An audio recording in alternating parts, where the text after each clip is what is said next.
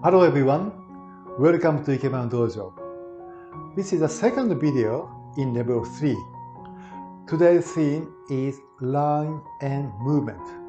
We hope this video will help you to develop your ability to meditate on the theme and create a really good Ikebana work. Let's get started.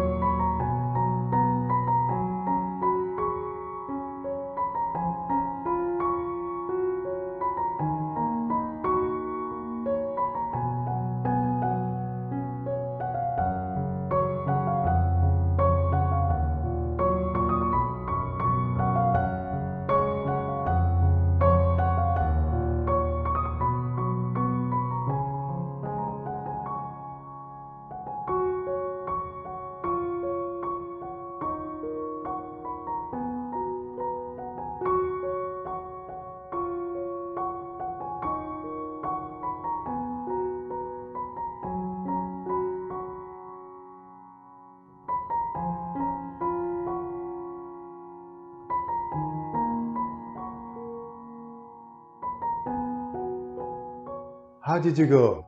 Did you have a good meditation on the theme today? See you next time.